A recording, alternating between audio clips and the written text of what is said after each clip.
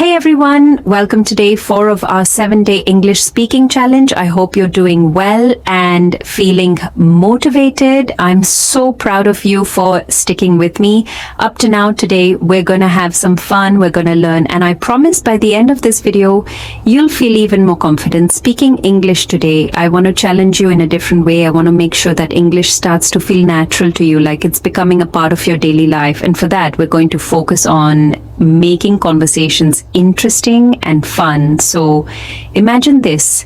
You're meeting someone new, you want to talk to them, but it's not enough to just say, hi, how are you, and walk away. You want to keep the conversation going, right? You want to connect with people, to express your thoughts confidently, and that's what we're going to practice today. It's not just about learning phrases, it's about understanding how to keep the flow of conversation smooth and natural. Let's start with something simple but very effective. Small talk.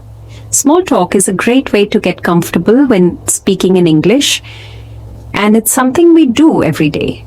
Whether you're meeting someone at work, talking to a neighbor, or even chatting with a friend. Small talk helps you break the ice. But here's the secret. Small talk doesn't have to be boring, for example. Instead of just saying nice weather, right, which is very common by the way, you could say something more personal like this. Weather makes me want to go on a picnic. How about you see a little twist makes the conversation more interesting? The other person will feel like you're actually engaged, and that's how you make speaking in English fun. Now let's think about another situation. Meeting someone for the first time, maybe you feel nervous and you're not sure what to say. Start with something simple like asking about their day, but don't stop there. After they answer, follow up with something related to what they said. If they say my day was okay, just a lot of work, you can ask them, what kind of work do you do? Does it keep you busy all the time?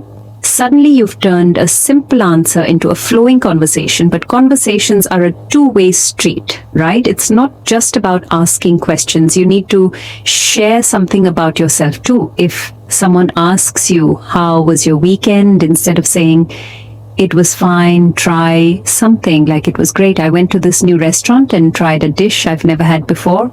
Have you ever tried something new and loved it? See what happened there? You're not just answering, you're giving the other person a chance to engage more deeply with you. It's all about keeping that balance between listening and sharing. Now let's talk about how to deal with moments when you get stuck. Happens to all of us, even native speakers. Sometimes you'll forget a word or you'll feel like your brain just shuts off. It's okay. Here's what you can do when you can't remember a word. Don't panic. Just use another word to explain what you mean. For example, if you forget the word umbrella, you can say the thing that protects you from the rain. The most important thing is to keep speaking, even if it's not perfect. Trust me, people will understand you and they'll appreciate the effort. You know what makes a conversation even better?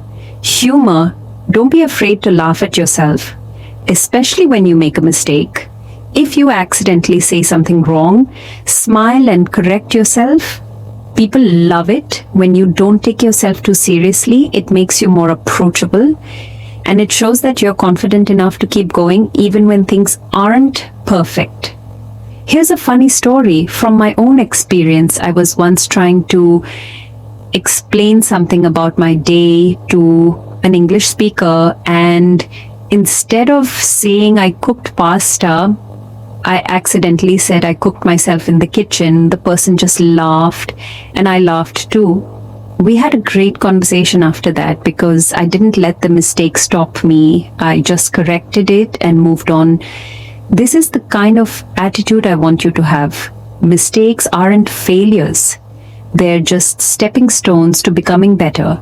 Speaking of confidence, I want to take a moment to remind you how far you've come. Do you remember how you felt on day 1 of this challenge? Maybe you were nervous, unsure of yourself, or afraid to make mistakes, but look at you now. Now you've been practicing, learning and growing every day. I can tell you're already more comfortable with English than you were before, and that's something to celebrate. Let's take a moment to think about your goals. Why are you learning English? Maybe it's for work travel or connecting with people from different cultures. Whatever your reason, keep it in mind as we move forward every time you feel frustrated, uttered, or stuck. Remember why you started this journey. Your motivation will keep you going even on the tough days now, before we end day 4. I want to give you something practical you can do right now. I want you to think of a topic that you're passionate about. Could be anything. Music, sports, fashion, cooking, anything at all. Once you have that topic in mind, I want you to talk about it in English.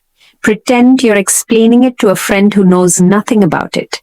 You'll find that when you're talking about something you love, the words will come more naturally and you'll enjoy speaking English even more. And one last thing, don't be afraid to push yourself. Challenge yourself to speak English in situations that feel a little bit uncomfortable. Maybe it's ordering food at a restaurant, asking for directions, or even just making small talk with a stranger. The more you practice in real life situations, the more natural it will feel. Challenge for day 4. Remember, the goal here isn't to be perfect. It's to practice, and practice more. The more you talk, the more confident you'll become after recording yourself. Listen to the playback. It might feel awkward at first, but this is a powerful way to track your progress. You'll notice areas where you can improve. And that's exactly what we're aiming for. Constant growth. Once you've recorded your 2-minute talk, try to extend it. Talk for another 2 minutes. But this time, try to use some new words, phrases, or expressions you've learned during this challenge. Think of it as a snowball effect. The more you practice, the bigger your progress becomes. Bonus tip. If you feel stuck while talking, just pause, take a breath, and continue. Fluency comes with time, and it's completely normal to have moments where you need to gather your thoughts. Don't let those moments discourage you. Final thoughts as we wrap up day 4. I want you to reflect on how far you've come in just a few days. Learning a language is not easy, and sticking to this challenge shows that you are dedicated to mastering English.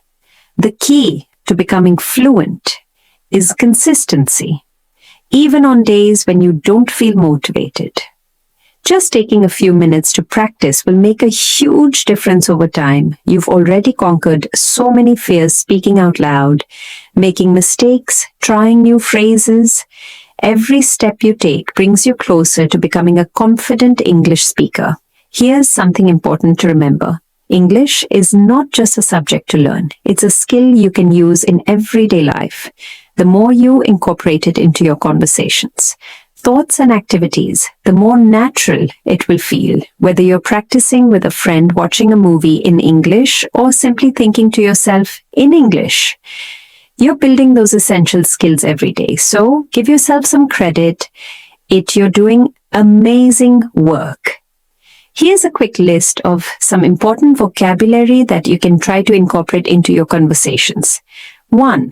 Engage, to actively participate or get involved in something. Example, I love to engage in conversations about travel flow, to move or progress smoothly. Example, once the conversation started, it just flowed and naturally. 3. Confidence, the feeling of being sure about your abilities. Example, speaking with confidence can help you make a great impression. For awkward, uncomfortable, or uneasy. Example, it felt awkward at first, but then I relaxed. 5. Express, to communicate your thoughts or feelings. Example, it's important to express yourself clearly in any language. 6. Overcome, to successfully deal with or conquer a challenge. Example, you've already overcome so many challenges in this journey. Let's finish off with a few motivational quotes to keep your spirits high. 1. The expert in anything was once a beginner. You started this challenge with a goal, and every day you're becoming an expert in English.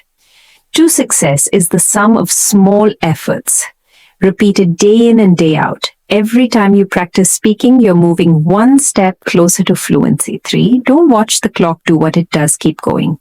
Time might feel slow when you're learning, but persistence is key. Keep going, no matter what. 4. Mistakes are proof that you are trying. Every time you make a mistake, you're learning something new. Embrace it. 5. Believe you can, and you're halfway there. Confidence is the key. Trust in your ability to learn, and the rest will follow. I want to leave you with this. Never give up. The road to fluency might feel long, but every single word you speak, every sentence you form, brings you closer to your goal. Learning English is a journey, and like any journey, it's filled with ups and downs, but the most important thing is to keep moving forward. You've already proven that you're willing to put in the effort now. Now keep that momentum going. Use this challenge to remind yourself that every day you're getting better. Don't worry about being perfect. Focus on progress, and perfection will follow in its own time.